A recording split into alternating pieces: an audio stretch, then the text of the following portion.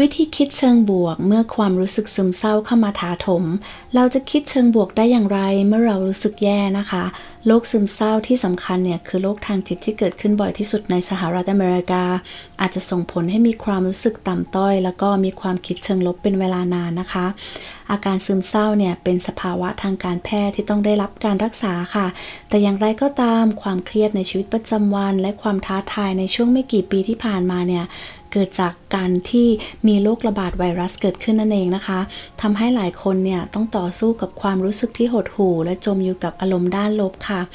การศึกษาของมหาวิทยาลัยโคลัมเบียเนี่ยพบว่าในปี 2020 เนี่ยผู้ใหญ่เกือบ1 ใน 10เลยนะคะป่วยเป็นโรคซึมเศร้าในขณะเดียวกันวัยรุ่นและวัยหนุ่มสาวเนี่ยตัวเลขดังกล่าวเนี่ยมีเกือบ1 ใน 5เลยทีเดียวค่ะแต่น่าแปลกใจนะคะที่มนุษย์ดูเหมือนว่าการรับความคิดเชิงลบและความหมกมุ่นอยู่กับการพูดเกี่ยวกับตัวเองในเชิงลบเนี่ยจะง่ายกว่าการคิดเชิงบวกแต่การมีรูปแบบการคิดเชิงลบโดยปริยายถือเป็นนิสัยทางจิตที่สามารถเปลี่ยนแปลงและแก้ไขได้นะคะการคิดเชิงบวกมีประโยชน์ทางจิตสำหรับทุกคนไม่ว่าคุณจะรู้สึกหดหู่หรือวิตกกังวลหรือไม่ก็ตามมันจะช่วยให้คุณลดความเครียดความกังวลลดลงค่ะและมีความเป็นอยู่ที่ดีขึ้นแต่การคิดเชิงบวกเนี่ยหมายถึงอะไรกันแน่หลายๆคนก็ไม่เข้าใจใช่ไหมคะ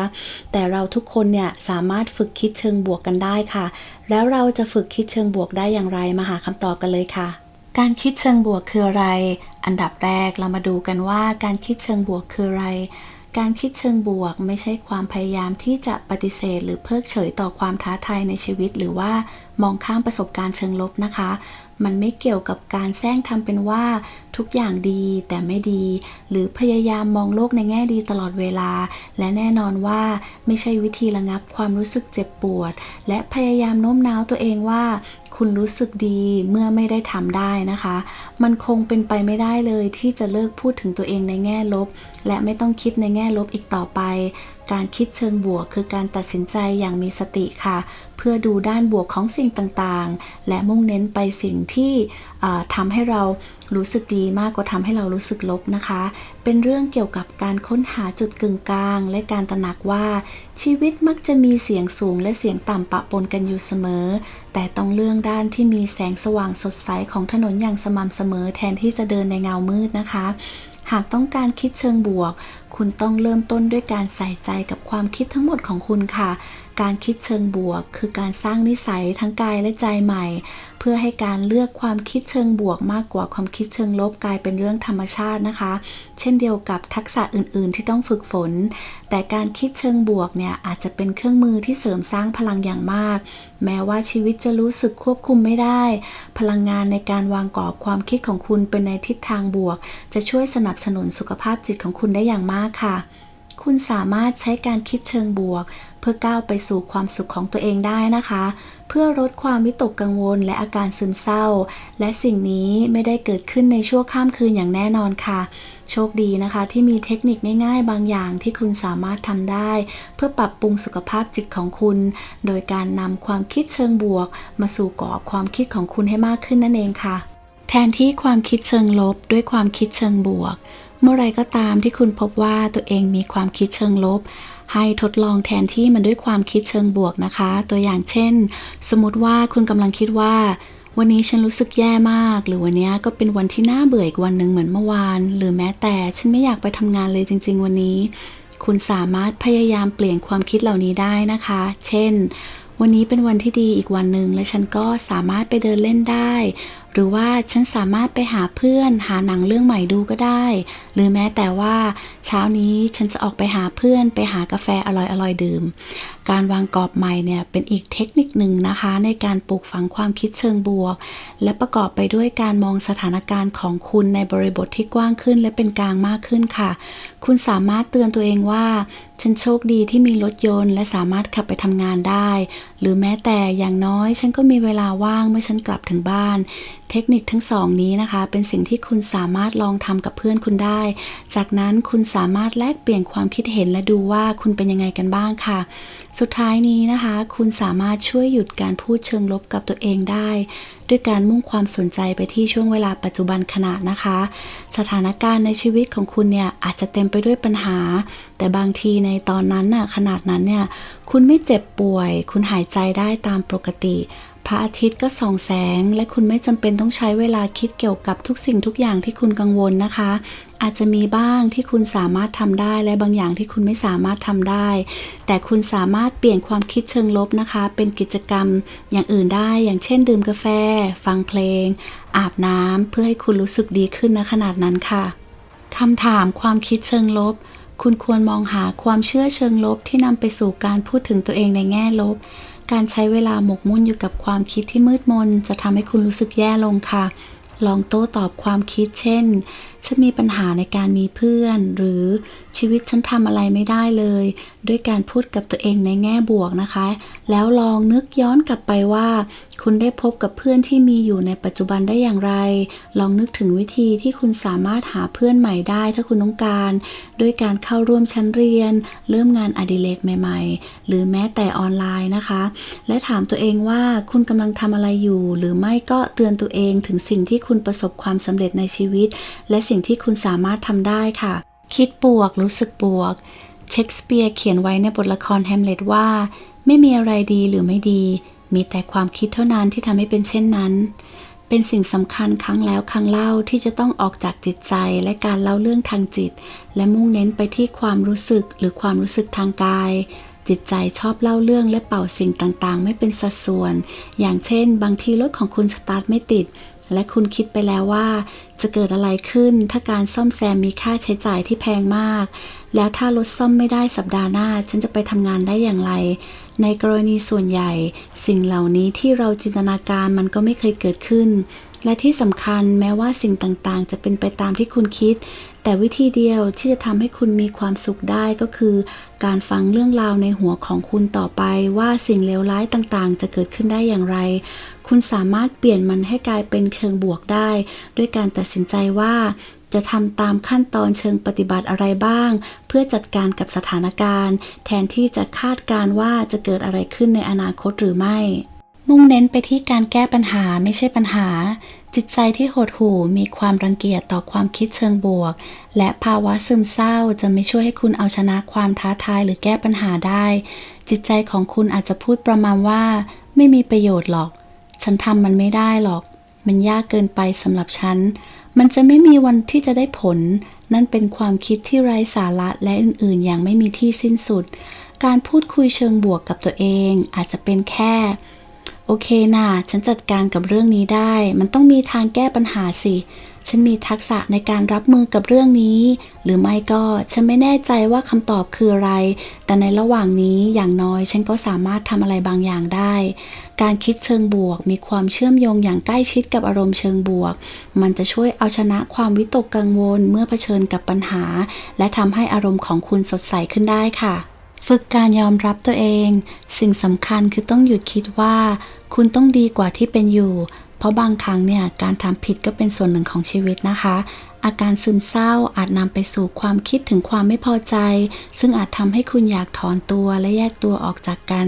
ซึ่งเป็นนิสัยที่ไม่ดีต่อสุขภาพจิตมากนะคะการตัดสินหรือวิพากษ์วิจารณ์ตัวเองเนี่ยเป็นเพียงรูปแบบหนึ่งของการพูดเชิงลบกับตัวเองด้วยการฝึกฝนคุณสามารถจับได้ว่าตัวเองเปิดใช้ความคิดเช่นนี้และเลือกที่จะกลับไปสู่ความคิดเชิงบวกคุณสามารถทำได้ค่ะเขียนสิ่งต่างๆลงไปในไดอารี่การเขียนความรู้สึกของคุณเป็นวิธีหนึ่งในการทำความเข้าใจให้กระจ่างแจ้งและการจดความคิดและข้อกังวลลงไปในกระดาษสามารถช่วยดึงสิ่งเหล่านั้นออกจากสมองคุณได้และการจดไดอารี่เกี่ยวกับคุณกังวลทั้งหมดคุณสามารถแบ่งออกเป็น2คอลัมน์นะคะคอลัมน์แรกอาจจะเป็นสิ่งที่คุณสามารถควบคุมได้ส่วนคอลัมน์ที่2ก็อาจจะเป็นสิ่งที่คุณไม่สามารถควบคุมได้คุณยังสามารถเขียนสิ่งต่างๆเพื่อสร้างแรงบันดาลใจให้กับตัวเองด้วยเช่นกันค่ะอย่างเช่นสิ่งที่คุณกระตือรือร้นแผนการในอนาคตที่คุณอาจจะตื่นเต้นอาการซึมเศร้าอาจทำให้ยากต่อการค้นหาแรงจูงใจในการดำเนินการเชิงบวกแต่สิ่งสำคัญคือต้องกระตือรือร้นและมีจุดมุ่งหมายในการทำสิ่งต่างๆที่ดีสำหรับคุณและสิ่งที่คุณชอบนะคะ ต่อมานะคะก็คือเก็บบันทึกความกตัญญูกตเวทีนั่นเองค่ะนี่เป็นแบบฝึกหัดที่ดีที่ควรทำในช่วงท้ายของวันนะคะในขณะที่คุณไตร่ตรองเนี่ยในขณะที่คุณเขียนบันทึกประจำวันเนี่ยให้นึกถึงสิ่งดีๆที่เกิดขึ้นระหว่างวันนะคะที่ทำให้คุณรู้สึกขอบคุณการเขียนรายการความกตัญญูลงในสมุดบันทึกเนี่ยมีประโยชน์อย่างยิ่งนะคะเมื่อคุณรู้สึกหดหู่และรู้สึกเศร้าและมันก็ไม่เกี่ยวกับการพยายามเสแสร้งและสร้างความกตัญญูอย่างจริงจังมันเกี่ยวกับการมองหาสิ่งต่างๆแม้แต่สิ่งเล็กๆน้อยๆในแต่ละวันหรือในชีวิตของคุณที่สามารถรับรู้ได้ว่าเป็นพลังงานเชิงบวกคุณสามารถรับรู้สิ่งเหล่านั้นว่าเป็นสิ่งที่ควรขอบคุณและในขณะที่คุณเขียนต่อเนี่ยคุณอาจจะพบกับความรู้สึกขอบคุณเล็กๆน้อยๆที่อาจจะเกิดขึ้นระหว่างนั้นซึ่งงานวิจัยแสดงให้เห็นว่าเป็นอารมณ์ที่เยียวยาได้ดีมากเลยนะคะในความเป็นจริงเนี่ยตามบทความที่ตีพิมพ์โดยมหาลัย Harvard Medical School นะคะความกตัญญูมีความเกี่ยวข้องอย่างยิ่งแล้วก็มีความสม่ำเสมอที่สามารถทดแทนนะคะความรู้สึกที่แย่ๆได้ด้วยความรู้สึกที่ดีและความรู้สึกกตัญญูกตเวทีค่ะต่อมานะคะก็ให้คุณรู้สึกว่าสิ่งพวกนี้จะผ่านไปและหลายคนเนี่ยพบว่าในหลายๆวันเนี่ยการคิดเชิงบวกช่วยให้พวกเขารู้สึกดี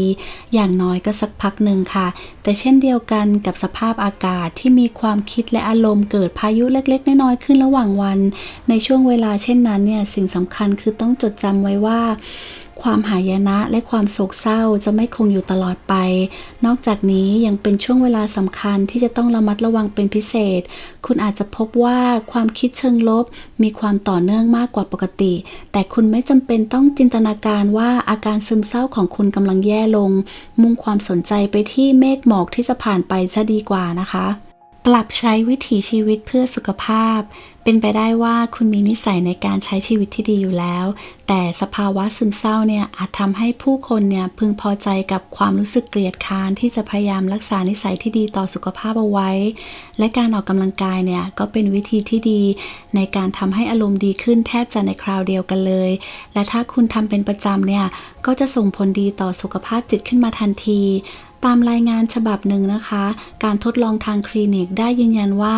การออกกำลังกายเนี่ยสามารถต่อต้านสภาวะซึมเศร้าและบรรเทาความเครียดได้ค่ะและสามารถใช้เพื่อรักษาโรควิตกกังวลและสภาวะซึมเศร้าได้ดีด้วยนะคะสิ่งสำคัญคือต้องกินให้ดีพอพักผ่อนให้เพียงพอและทำสิ่งอื่นๆที่ทำให้คุณรู้สึกมีความสุข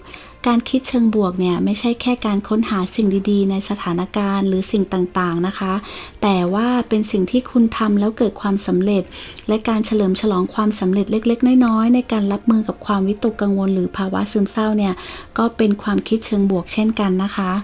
ลดการพูดคุยเชิงลบเกี่ยวกับตัวเองสภาวะซึมเศร้าเนี่ยอาจจะทำให้คุณรู้สึกแย่จริงๆแต่มันก็บังคับให้คุณคอยจับตาดูความคิดของตัวเองอย่างใกล้ชิดและจำกัดความคิดเชิงลบออกไปค่ะคุณมีความตระหนักรู้ในตัวเองมากขึ้นและคุณก็มีพลังในการเลือกความคิดเชิงบวกความรู้สึกซึมเศร้าสามารถช่วยให้คุณรับผิดชอบต่อสุขภาพจิตของคุณได้การคิดเชิงบวกเป็นทักษะที่ใครๆก็เรียนรู้ได้ค่ะด้วยการมุ่งเน้นและตีกรอบความคิดที่ถูกต้องแต่สภาวะซึมเศร้าเนี่ยเป็นภาวะที่ท้าทายมากและความคิดที่หดหู่สามารถดึงคุณลงไปได้จริงๆการค้นหาพลังงานหรือแรงจูงใจในการสร้างความคิดเชิงบวกให้กับตัวเองเนี่ยอาจจะเป็นเรื่องยากนะคะแต่ถามว่าคุณทำได้ไหมทุกคนทำได้ค่ะถ้าเราคิดจะทำคุณคือพระเจ้าของตัวคุณเองนะคะและชีวิตนี้คุณก็เป็นคนกำหนดเองไม่ว่าคุณจะผ่านเรื่องราวร้ายๆหรือตกอยู่ในสภาวะใดที่ทำให้คุณรู้สึกดิ่งมากจริงๆคุณรักตัวเองค่ะคุณสามารถทำได้ถ้าคุณรักตัวเองทำสิ่งดีๆให้ตัวเองเลือกสิ่งดีๆให้ตัวเองแล้วชีวิตของคุณก็จะดีขึ้นนะคะหากคุณฟังมาถึงจุดนี้ดิฉันขอขอบคุณอย่างยิ่งสำหรับการสนับสนุนของคุณนะคะผ่านการแบ่งปันและการแสดงความคิดเห็นของคุณมันมีความหมายสำหรับดิฉันมากค่ะขอบคุณที่สละเวลามารับฟังดิฉันหวังว่าทุกคนจะมีวันที่สวยงามและเต็มเปี่ยมไปด้วยพลังงานเชิงบวกตลอดทั้งวันนะคะวันนี้ขอตัวลาไปก่อนแล้วเจอกันใหม่คลิปหน้าสวัสดีค่ะ